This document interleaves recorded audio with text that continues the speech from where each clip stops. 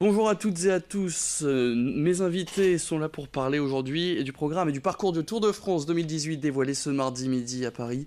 Bonne nouvelle pour les fans de vélo qui nous regardent, cette 105e édition passera par le nord de la France et plus précisément par une étape qui fera donc Arras-Roubaix.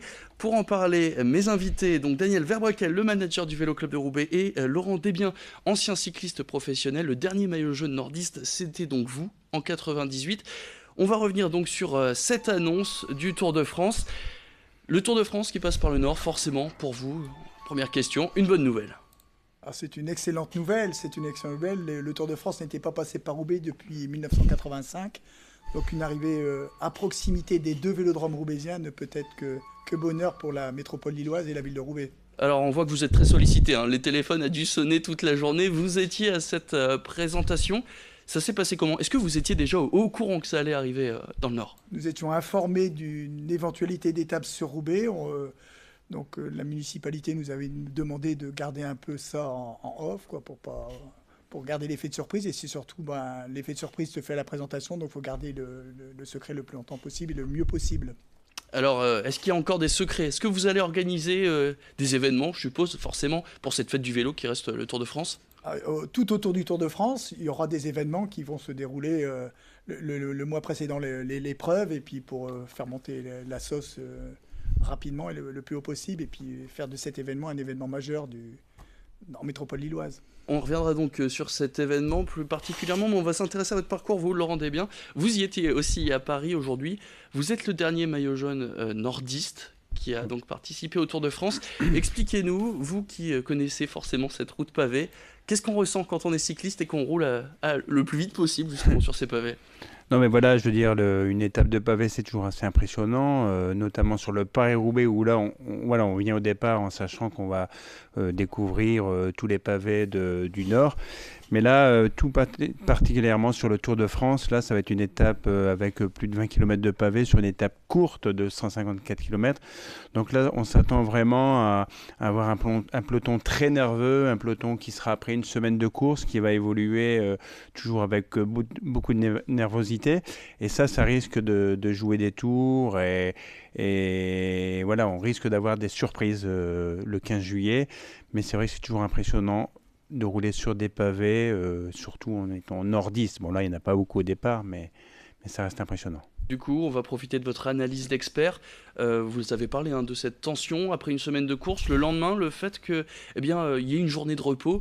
Est-ce qu'on va vraiment avoir des coureurs qui vont se donner vraiment à fond? Il va vraiment avoir du spectacle? C'est l'événement majeur de cette première semaine du Tour de France, l'étape de pavé c'est le moment fort de la première semaine du Tour de France. On peut perdre le Tour de France sur l'étape de Roubaix. Un Froome, pas un Contador parce qu'il a terminé, mais plus maintenant. Oui, le petit Colombien, j'ai oublié son nom d'ailleurs. Quintana. Ces gens-là jouent gros et on risque peut-être de les voir ou sur le Grand Prix de Denain ou sur le Paris-Roubaix, justement pour s'habituer à ce parcours, parce que comme le disait Laurent, 15 secteurs pavés sur les 100 derniers kilomètres de course de cette étape-là, ça va faire mal, et il y aura très peu de possibilités de rattrapage si un incident arrive, si on se fait lâcher. Étape très nerveuse, très rapide, et très peu de possibilités de rattrapage si on a un pépin mécanique ou physique durant cette étape. Est-ce que, du coup, l'arrivée va se faire du côté du vélodrome de Roubaix? Est-ce que vous qui connaissez un petit peu le parcours, pour les spectateurs qui nous regardent, qui ont déjà prévu d'assister à cette étape, est-ce que vous avez votre petit coin secret où on va pouvoir voir passer les coureurs? Bon, pas vraiment, Laurent, pas vraiment. Non, mais je veux dire, ce qui est sûr, c'est qu'ils vont venir sur Roubaix, puisqu'il va y avoir beaucoup d'animations en amont de l'arrivée, comme à chaque étape. Et donc là, vraiment, Roubaix, ça risque d'être très vivant, il va y avoir beaucoup d'animations, il va y avoir la fête. Et aussi, il y a aussi des secteurs pavés. Il y a des secteurs pavés, voilà. Il y aura de la place pour tout le monde. Voilà, il y a de la place pour tout le monde, et ça risque d'être une grande fête, surtout que le soir, en plus de ça, il y a la finale de la Coupe du Monde de football. Est-ce que le Nord-Pas-de-Calais, plus généralement, n'avait pas été délaissé ces dernières années par les organisateurs du Tour de France? Nous avions eu Cambrai, Arras, déjà ces dernières années.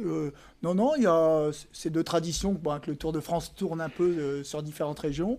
Parce que l'année dernière, il était quand même très au sud, le Tour de France. L'an passé, oui, mais vous voyez, il revient cette année avec Très très belle étape. Voilà, ouais. La dernière fois qu'on l'a vraiment vu aussi, c'était l'étape de vraiment en 2014, l'arrivée. À Wallers. Non, là c'était au stade Pierre-Mauroy. Mhm. Donc il y avait une arrivée avant aussi. Ouais, si tu te souviens, cette arrivée-là au stade Pierre-Mauroy. Et aussi Avec une météo l'étape très défavorable à l'époque. de Bouvines, là où où on est passé à Bouvines, où Froome a perdu le tour et même abandonné puisqu'il a chuté à cette étape-là. Alors on va continuer de parler vélo, mais cette fois-ci beaucoup plus local avec vous, notamment Daniel Verbraekel, vous êtes le manager du Vélo Club de Roubaix, forcément le Vélo Club de Roubaix qui va participer à cette fête au moins du Tour de France. On va parler donc plus particulièrement du club. L'actualité en ce moment pour le club, c'est quoi ? Le club, c'est toujours 400 licenciés, c'est du BMX, c'est du cyclisme traditionnel, c'est de la piste, et c'est une équipe professionnelle qui fêtera en 2018 sa 12e année d'existence. Une équipe professionnelle qui fait essentiellement de la formation.